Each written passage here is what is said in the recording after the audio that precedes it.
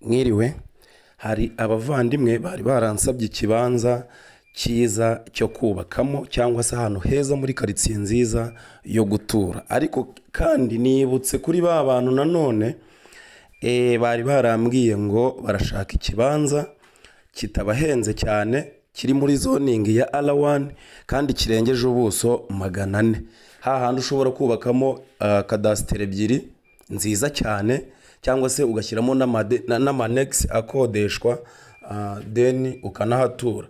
So imari rero ni iyi ngiyi, hajyamo kadasiteri ebyiri, amanex akodeshwa, parikingi y'imodoka nyinshi, ndetse kandi ukaba wagira na jaride nziza. Ni ahantu heza ku muhanda nk'uko mubibona ku gishushanyo cy'ikibanza. Zoningi ni R1. R1 rero bivuze iki ku bantu batabizi? R1 ni zoningi nziza yo guturwamo, aho bavuga ko buri nzu yose muri R1 iba yemerewe kujyamo. Ni ukuvuga ngo ahangaha autorisation ntibijya bibaho ko ushobora kuyibura cyangwa ngo itinde. Iyo ugiye kudepoza autorisation werekana zoningi ya R1 gutya, nk'abantu mwe autorisation ntirenze iminsi 10 uba wayibonye. Ni ukuvuga ngo iyi zoningi rero ikivuga niki? Ivuga ko iki kibanza cyemerewe kujyamo buri nyubako yose ijyanye n'ubushobozi bwawe. Ni ukuvuga ngo ahangaha hajyamo inyubako ziciriritse, ubwo ndavuga za nzu, amakonoshi, kadasiteri, izi nzu zisanzwe z'ibisenge, ndetse na etaje hano yemerewe kuhubakwa. Ni ukuvuga ngo iki kibanza reka mbibutse ko gishaka miliyoni 12,300 yonyine. Ikindi wanaje n'ibiganiro biremewe. Reka nanone mbabwire ko iki kibanza kiri hafi cyane. Reka nkibayoboreho ku bantu bazi Nyamata. Urabona uvuye Nyamata mu mujyi, ugaca hano, wenda reka tuvuge uri kuri gare, ugahita uca kuri Zigama CSS, ukinjira muri la kaburimbo nahita ko ari nshyashya ijya ku gisirikare, ugakata ku kigo cy'urubyiruko cyangwa se kuri centre de jeune, imbere uhita ubona hoteli yitwa Palace Rock. Iyo ugeze kuri Palace Rock rero ukomeza uriya muhanda wo kuri Palace Rock ukamanuka Rwakibirizi.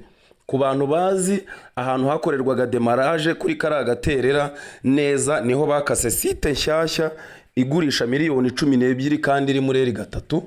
Iriya site ukirengaho metero 15 ihita uzamuka. Iki kibanza rero kiri aho ngaho. Iyi karitsiye kirimo bayita ku Cyeru, hitwa ku Cyeru ku bantu bahazi. Uvuye Nyamata mu mujyi, yaba ari kuri gare cyangwa se hari kuri Palace Rock, uhagera ni ukuvuga ngo ni iminota itarenze 7 kuri moto, ni hagati y'5 n'7, kuko iyo ugeze kuri Palace Rock iki kibanza uba ureba ahantu kiri. Ubu hareba hari amakadasiteri y'ibisenge by'umukara. Iki kibanza cyegeranye n'ari amakadasiteri y'ibisenge by'umukara. Iki kibanza urazana miliyoni 12,300, ubundi bagukorere imitation, wigirira ikibanza cyiza ku muhanda, ikibanza kirambitse kitarimo imisozi. Ni ukuvuga ngo ni ikibanza kidasaba kwirirwa usiza, uretse kugenda waka autorisation ubundi ukiyubakira inyubako ushaka muri iki kibanza. Iki kibanza ni ukuvuga ngo nubwo waba ugenda n'amaguru, mu by'ukuri mu bisanzwe ku muntu uzi kugenda, hari ahantu ntabwo ushobora kuhagenda iminota irenze 15.